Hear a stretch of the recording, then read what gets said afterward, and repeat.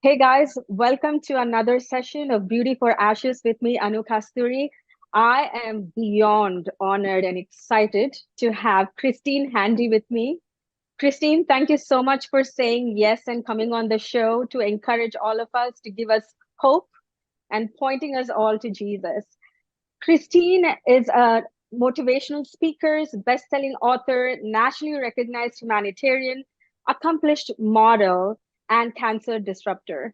And I personally know Christine, and Christine is so much more than all of these, right? She's accomplished so much more. If you go on Christine's website, there's a lot more that can be added to all of her successes. She went to Harvard School and finished schooling in literature writing. She is doing her second book, and her first book is being adapted into a movie called Willow, which we're all excited about. I can't wait to watch the movie. But I mean, she's spoken in so many conferences and she's given so many motivational speeches and all of that. But the Christine I know, a couple of years when I started following Christine, the Christine I know is so much more. She is the brightest light there is in the world. She is truly, Christine. You are, because you carry so much hope when you go on live. I never for once felt that you've been going through so much chronic pain. Yes, you're honest, you share everything that you're going, but you always carry a smile. You're always full of hope, which is kind of like a very rare quality. Just for you all to know what Christine has gone through, I've done a little bit of research, Christine, about you. I've listened to a lot of your interviews before. But Christine started this whole journey a decade ago of many physical traumatic experiences. Starting from 2011, she's had full arm infusion, and then she's had 23 non-elective surgeries in the past 11 years, 28 rounds of chemo, lost 3 teeth. She's got heart issues, liver spots, implant issues. She's got MRSA infection, and she's gone through so much trauma and pain. But amidst all of this, Christine is today spreading hope. Christine, how do you do it? How do you do it? That's beautiful. That's a beautiful intro. I can answer it in so many different ways, but when I first started to get, I guess let me start back to when I was a child and I started to be a model. Mm-hmm. And I believe what society tells us, what society teaches us, is that our value is dependent on external things, Mm-hmm. whether it's external accolades, like getting compliments from people, or external beauty, what you look like, or external objects like bags and clothes and, labels and all these other things that society says, these are the things that you should covet. This is your value. So I bought into that for a very long time, because I am a model as well now, but most of my life I've been a model. So I was like, okay, well, this is my job. I have to be beautiful. I can't have any scars. I can't have any, my hair has to be the exact same length as my pictures, or my agent's going to be mad at me. My modeling agent's going to be upset if I gain a pound or if I lose a pound. So I have to be this idea of perfection was like ingrained in me. And so when I started to get scars and I started to get ill, I thought I had no value, because all the things that society loved about me or told me I was good at is now being stripped away. And so I lost my beautiful hair to chemotherapy, and I lost, it was 90 pounds wet, and I was sick, and I wasn't offering the world anything that they wanted, right? I wasn't transactional. Yes. I wasn't able to model. I wasn't able to really take care of my family. People were taking care of me, but I wasn't giving to anybody else. And I thought that made me worthless. The truth was, none of those external things mattered. There is no U-Haul behind the hearse. My beauty does not come from external, and it does not come from accolades. It comes from how I feel about myself. And my measure about how I feel about myself, or how I translate my worth in this world, is by God. Amen. If I wake up every single day and I say to God, I trust you, you're going to put me in the right places to give the right people hope. And at the end of the day, if I say to God, did I do enough today? And I'm fine with God. It doesn't matter what society thinks of me. It doesn't, the accolades, the awards, the modeling jobs, the relationships, they don't matter. What matters is my relationship with God. And so it doesn't just happen overnight like that. I went Mm, through a lot of trials and a lot of fire, but the fire is what it prunes us. mm, And it's really beautiful. uncomfortable and it Mm, really hurts and it really doesn't make sense until you really take it all away and go, okay, what matters? I can't mm, take these things with me, right? I can't go to heaven with mm, any of these things. So do the things matter? No. mm, Relationships are we're meant to be in relationship, right? Because we're meant to love, mhm, like Jesus loved. mm. Yes. Love matters. Mm, Serving matters. Giving wow. people matters. And so if you can take, so for instance, my modeling career, let's use that as an example. I Mm-hmm. still right now I'm with a modeling agency. I'm 53 years old. I just did Wow. a campaign with Victoria's Secret as one of their breastless models. Mm, I never wanted to go back to modeling, not because I didn't love mm, modeling. I love modeling. The only reason I'm going back to modeling right now is to show people that without a chest, mm. my self-esteem was not dissected. My Wow. self-esteem is strong and stable because of my faith in God. And so Wow. I can model lingerie without a chest, fully comfortable, fully in Mm, love with my body, because this is the way my body is right now. If I mm, reject my body, aren't I rejecting God? mm. Sure. I'm Wow. not saying that God did this to me. He didn't. Mm, But we have free will, and this is what in illness we have illness and we go through great pain. But this is what it looks like right now. And I'm okay with mm, that because I'm my mm, measures with God. And so if we can take everything that we have been given, right? For me, I've been given a great career in the modeling industry and come back after the fire and use that to give people hope. mm. That's my job. I can keep Wow. doing the same job, just in a different Yes. way, right? Mm. Yeah. So I'm a facilitator. We're all Wow. facilitators. And so, for instance, the movie that's coming out about my life, Mm-hmm. people ask me all the time, they go, "Oh my gosh, what does it feel like to have a movie about your life?" It's not about me. Mm, I have an opportunity. When I was going through breast cancer, I sought out movies and film and TV that represented the breast cancer world. And you know what I found? mm. I found film after film that ended in a funeral when it had anything to do with cancer. Oh. That's Mm, loss, that's fear, that's defeat. mm. I don't want the people that have come after me in the breast cancer world to have to see those things over and over again. I want to show them a story, a film about hope and survival. And if Wow. I'm able to do that, if I can work hard, I've been working on the film for 5 years. If I can do that, if God puts a spark in your spirit and you say yes to it and you fight for it, even if it Mm, takes years and years and years, and even if it's a roller coaster, and even if people say no to you, mm. I know I've tried and I know I've done my best. Now, fortunately, it's working out, but Wow. Amazing. it doesn't negate, it also doesn't negate my self-esteem if for some reason the movie didn't happen. If the spark was inside of me and it didn't happen because society said no, it's okay. Mm, Like there's no mm, failure, right? Because if mm. we Yes. try, that's never failure. The only failure is by not trying, by not taking that seed and not doing anything with it. Wow. So we are all facilitators. Wow. Amazing. Christine, that is, I don't know if all of us carry such level of hope like you shared, like you did through the years, and you do continue to share hope.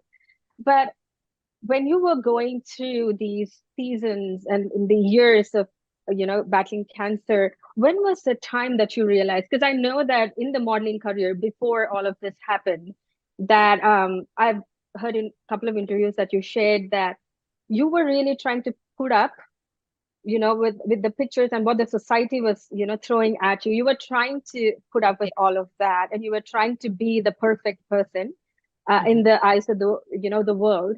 But when you were going through the cancer surgery, you found different kind of hope and different kind of self-esteem. When was the time, the tipping time, when you realized that no, you know what, I have to wake up, and I have to wake up with this god-given purpose, and my self-esteem is indestructible? Like Yeah. when did you realize that? When Well, was it? that takes a long time, by the way. That's not easy. Oh. And it Mm, doesn't yeah. happen overnight. You know, Yeah. I use some tools to help Mm, that. okay. And one thing I'll go back to the question, but one thing I do still is I Mm, have pictures of me as a child all Yeah. around my home. And what I Mm, do with those pictures, anytime I see a picture of me as a baby or as a teenager or in college, I look at that little girl and I say, I'm going to protect you. mm, Because so often in society, we expect other people to protect us. We yeah. expect doctors to protect us. We expect our Yeah. spouses. We expect our children. We expect our parents. It's not that they can't help, but Mm, we have to protect us. And if we feel empowered to protect ourselves, that mm, builds self-esteem. wow. And I'm not Love it. saying that we shouldn't ask for help. Mm, A lot of times women are fearful of asking for help because we're yeah. supposed to be so strong. But I Yeah. can tell you that that's a self-esteem issue. We have to let go of that pride. Mm, We shouldn't always be so strong. We should be allowed to ask for help. We should be allowed to accept help from other people. That people want to help. mm, When you're going through illness, people want to serve. And so by mm, accepting their help, it's not failure. That's actually mm. success because you're letting your pride go.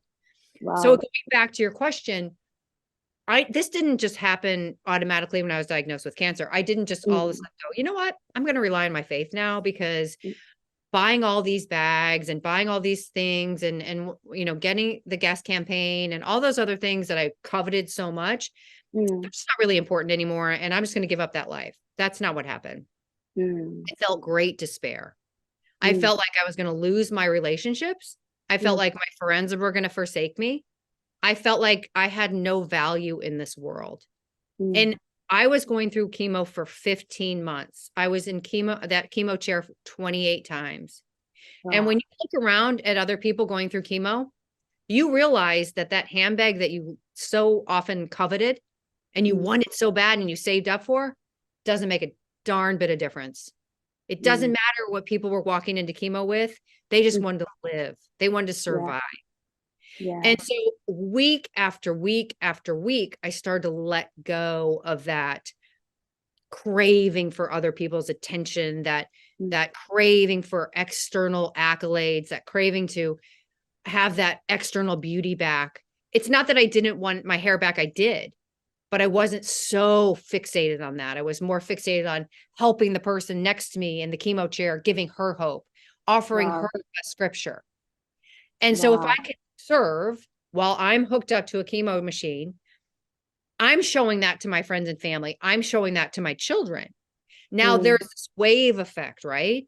Now other mm. people are seeing that. So it's like not just me doing it. Now maybe my son does that to somebody at a school. Maybe my friend Wow. does that to somebody in her life. And Mm, so it's this like wave effect of giving out hope. And the other yeah. thing that I did was I stopped fixating on the outcome. Mm, So often whether it's relationships, well, oh, I want to get married. Oh, I want to mm-hmm. stay. I want that guy. If Yeah. we're so fixated on the outcome, we don't stay present in the what should be important, which is each day. Mm, I was so fixated on whether I was going to live or die that I mm, wasn't staying courageous in the moment. And I had mm. so many setbacks during chemo. There were 3 nights that I was not sure that I was going to wake up the next morning. And Wow. and what I did was I was I was so frightened. Mm, Instead of showing my children, you know what? I have a great life and whatever God's plan for me is, I'm good with that. The outcome was the same.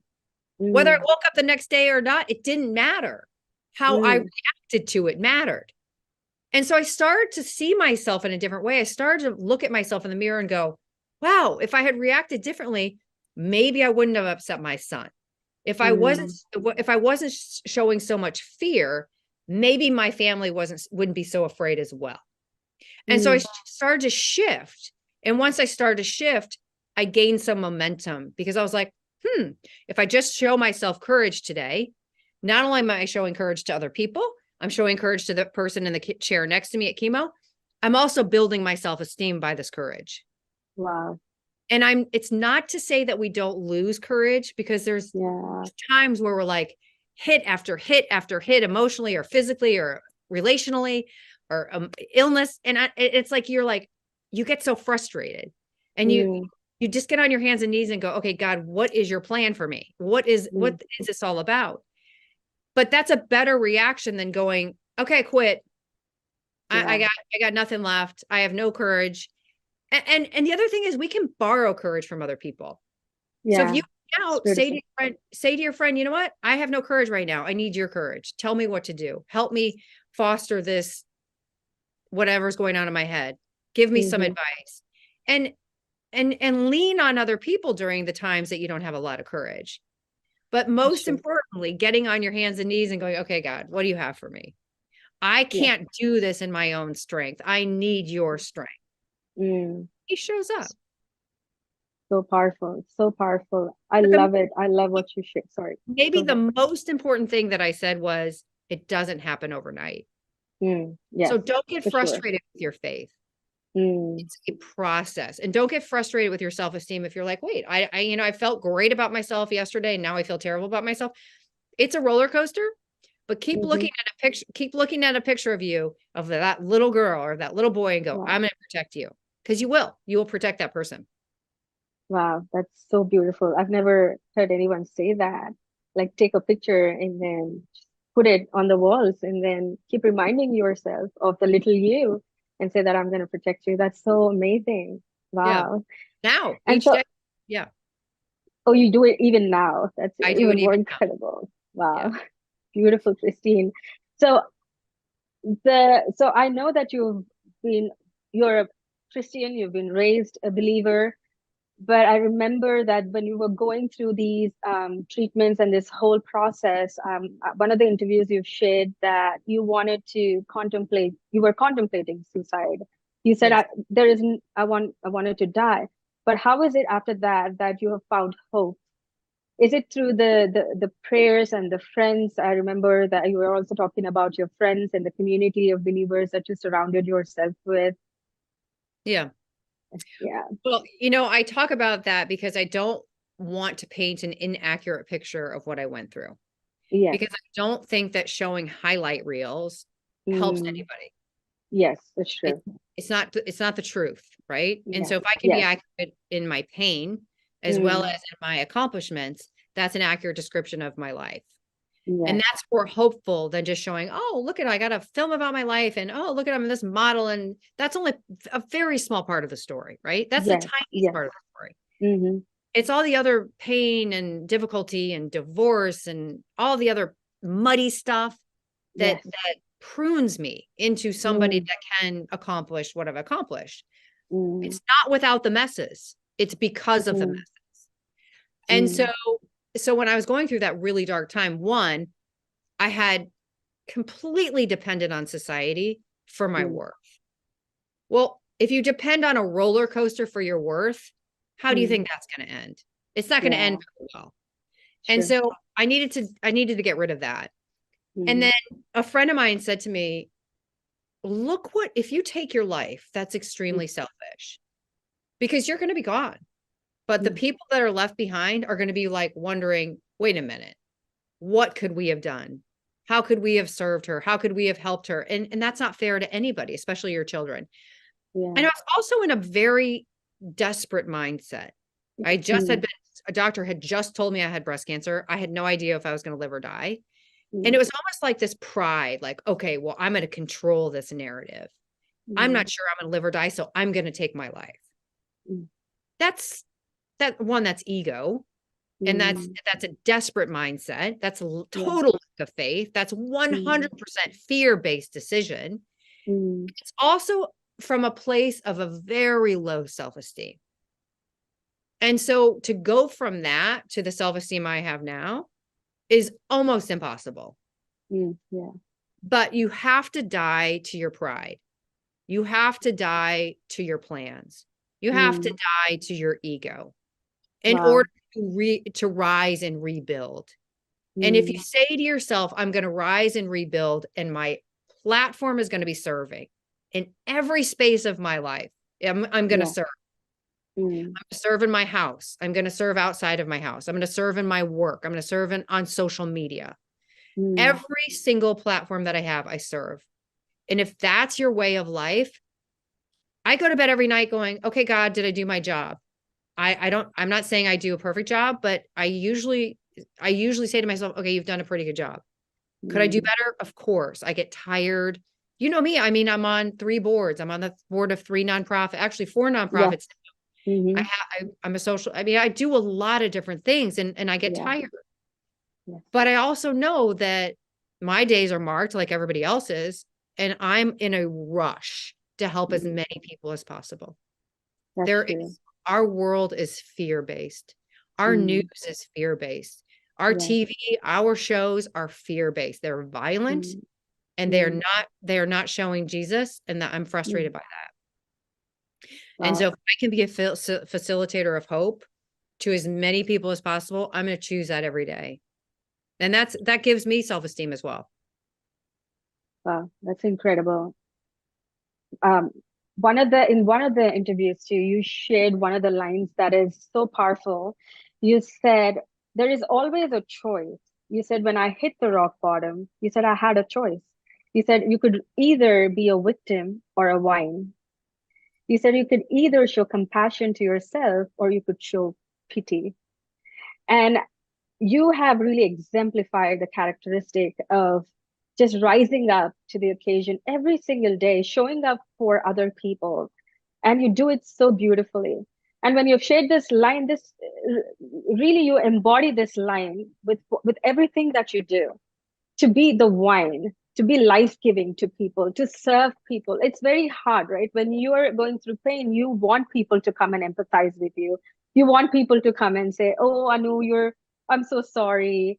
And so you want to just be in your couch or in your house. You don't want, you actually isolate yourself. So Yeah. what happened to me too is I isolated myself when I was going through a tough time. I was like, because I'm going through this, nobody would understand me. Nobody would be there for me anyway. So I choose to isolate myself. But you didn't do that. You said, I will allow, which is amazing. You said, I will allow people to pour into my life. And you've had the incredible blessing to have a community of believers surrounding you, your own friends. Yes. Would you share about that whole journey of friendship and how they've come around you and how Yeah. you've allowed them to pour into your life? Well, they are really facilitators. They're the ones that taught me. They came into Oh, my life when I was at my lowest point and said, there will be meaning to this story. Do not give oh, up. There will wow. be life after this illness. Don't Mm, give up. And it's not like I said, okay, you're right. I fought mm, them. I was like, yeah, how could there be meaning? I mean, yeah, I had a good life. How could there be meaning? yeah. But the truth was, they were right. There could Mm, be life after cancer. In fact, it could be better, but wow. it's your mindset. Mm, I went back to Harvard after I had cancer because my chemo brain was so distorted. It yeah. really affected my brain. I could have just done puzzles and things like that, but I wanted my brain to be fixed. And Wow. it wasn't easy to get through Harvard. And I didn't know if they Yeah. were going to take me, but they did. And I Mhm. probably had to work harder than any student in the program that I was in because my chemo Wow. brain, it messed up my brain. But Mm, and I showcase it on social media because I wanted people to see that you can take control of your life. mm, You can take back your life after chemotherapy. You don't have to just accept that the chemo brain exists. You mm, can change it. wow. But so many doctors say, "Oh, it's just chemo brain. It'll work Mm, itself out." It doesn't work itself out all the time. mhm, And so if we can take charge of our life, which is also what my friends used to tell me, then you feel more empowered. And again, your self-esteem gets nurtured. But my friends also did amazing things. They said, okay, let's focus on life. So what do? They brought plants into my house. They put mm, plants in my life. They put plants around me. wow. And so they're like, that represents life. And Wow. so to have plants around, every time I see my plants, like the ones in your house, I think Yeah. life, that's life. Mm, And so they also took all the goblins and the skulls, and I have 2 boys. And so anything that mm, represented death, they took it out of my house. I had a wow. really beautiful scarf that I loved and it had skulls on it. And they were like, no, that represents death. They took it out. I don't even know I Mm, don't know where they put it. And then they started to put up paste. They put up the little yellow paste. What are they called? sticky notes. Sticky notes. Thank you. I have them all over my computer, sticky notes. They put sticky notes all around my house, 250 of them. When I was Wow. in chemo one day, I came home from chemo. My mother's on one side of me, my father's on the other side of me because I'm so weak, I can't even get through my front door. And I'm Wow. so skinny and I'm so weak and I'm so sick. And I'm trying to just get in my house. And all of a sudden I look around and there's sticky notes all through my house, in my children's rooms, in drawers, on my kitchen, in the kitchen counter, on the kitchen refrigerator. And every single sticky note had a scripture on it. Wow. And so instead of looking at a beautiful piece of furniture, a beautiful piece of art, I was looking at life. I was looking at life, scriptures that represented life, represented Mm, faith, that mm, didn't represent fear. yeah. And so I fixated on the Mm, faith because it was a visual. So mm, anybody can do that. Just take sticky notes and write scriptures on it and put it yeah. in places that you're going to see every day. And so your eyes will go to that. And it's a constant meditation reminder of living in faith instead of fear. Mm, I know that God says you can't have both. You can't live in fear and live in faith. And I struggle with that because I have mm, moments of fear and I'm like, okay, this isn't faith. And I get frustrated. But in moments like that, I just have to surrender and say, okay, God, I'm mm, living in fear right now. I need you to take over. Just mm. take it from me. Wow. And so whatever you see around you, you become. Whoever, Wow. whatever voices you have in your head, especially Mm-hmm. your own, you become. Wow. If you think that you're pitiful, you will feel pity. Mm, If you think that you are powerful, you will become mm, a vine. wow. What you have to be careful what you tell yourself. I don't listen to secular music. I only listen to faith-based music. I want the things that I'm listening to, that I'm ingesting, to be based on faith. I don't want to Mm, ingest rap music. And there's nothing wrong with rap music. I'm not saying that it's bad. My kids love it. Fine. mm, I need different music to make sure that mm. I'm full with faith. Wow. Whatever other people do, I don't judge them. I'm not telling people what to do. I'm just telling you how I live my life, how I Mm, get through life, not in fear. And mm, it's all those things are choices. All those things are reactions. mm. Wow, that's commendable. That's incredible. There is always a choice that we could choose, like Christine is saying, a choice to be hopeful and not give up, a choice to rise up every day, like Christine does, with all with a smile, with a beautiful smile. Every single time she goes online or she goes out to share hope and spread hope, she always carries so much joy. And like Christine was empowering us and encouraging us to, do small things that matter. And at some point, Christine, even in your life, those small things became very like powerful, right? Like you said, a text message or Yeah. somebody just sending you a note, or the scripture portions, that the sticky notes that you stuck around in the house where you could read a verse a day, and you would be so empowered and you would be so encouraged. And so when when they were like really, really dark moments, Christine, at that point, like you said, those 3 days, the 3 days in your journey, right, where you thought, there would not be a tomorrow, you chose to get on your knees and you said, Lord, what is your purpose in my life? I don't think, I don't think anybody would have done that, Christine, what you have done, to get on the knees and say, Lord, even today, I choose you and I choose the purpose that you have for me. Your motto in life is, finding purpose in your pain. And that's been you, and that's been your motto all these years. And I really commend you for sticking onto it and showing all of us what it is to live every day with hope and purpose in Jesus. That's amazing. I would love to ask you one small question. This is not related to the cancer journey and all of that. This is related to motherhood. I'm a Okay. mother. You're a mother.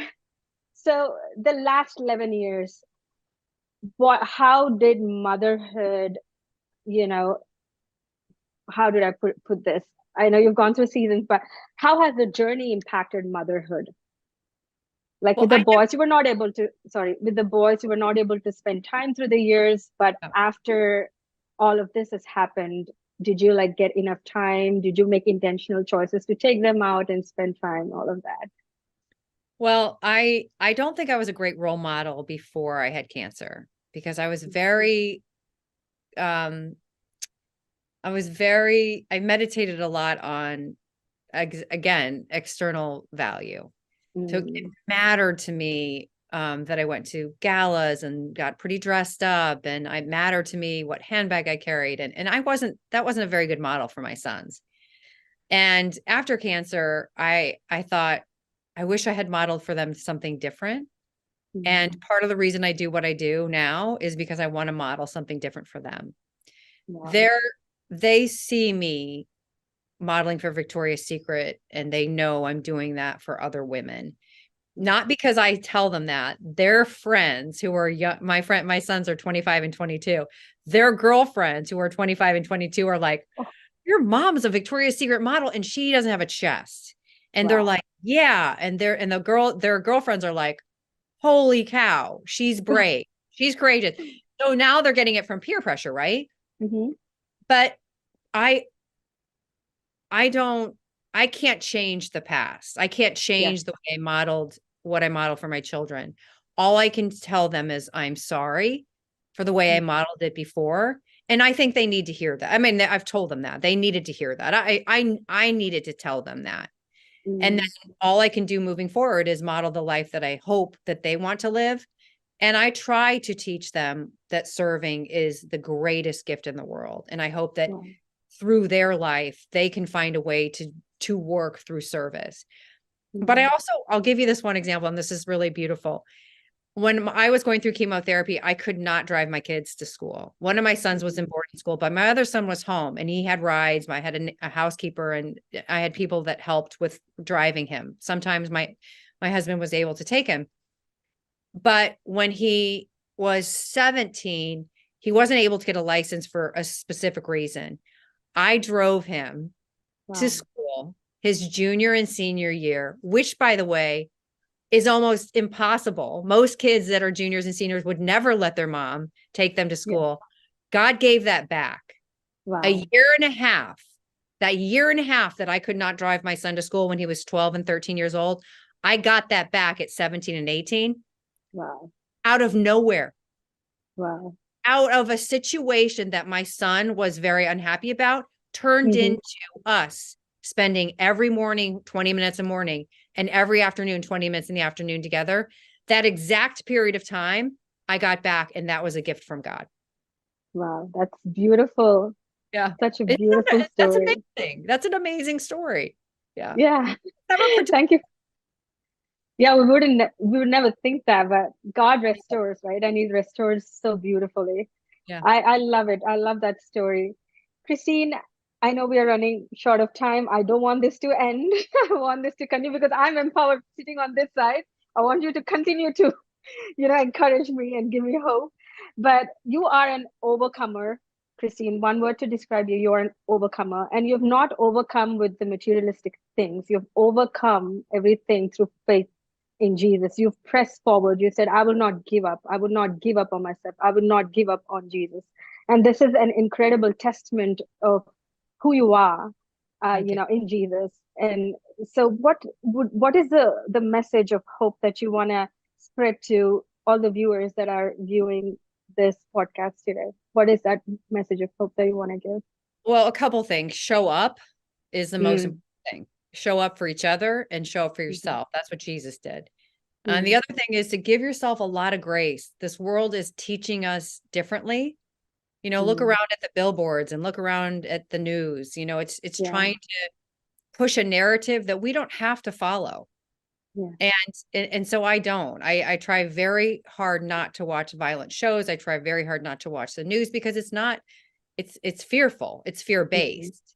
mm. And so give yourself the grace on a day-to-day basis, and just because we give so many other people grace, Yes. give yourself that very grace.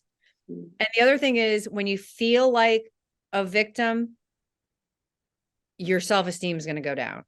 yes. So if you can turn that into being a vine any way you can, even the smallest steps, I promise you your spirit will feel lifted. Your Mm, spirit will be different. And mm, and don't judge yourself. We're so judgmental on mm. ourselves. We're doing our best. And when you find days where you're not courageous and you find days where you're angry and frustrated, get on your knees and just say, Mm. Jesus, take it. Jesus, Wow. I can't do it. God, I can't do it. Mm, I need some courage. Jesus, I don't know how to do this. mm, And just wait. He will meet you where you are. But amen. above all, show up for people. Mm, amazing. Yeah. Amazing. Thank you, Christine. Thank you so much for taking time to come on the show and spread Pleasure. joy and hope in Jesus and empower me. I don't know about other viewers, but I am so encouraged.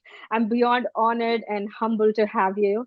I pray that your life is full of joy, happiness, success, prosperity, and whatever you do, you shine brighter and brighter each day.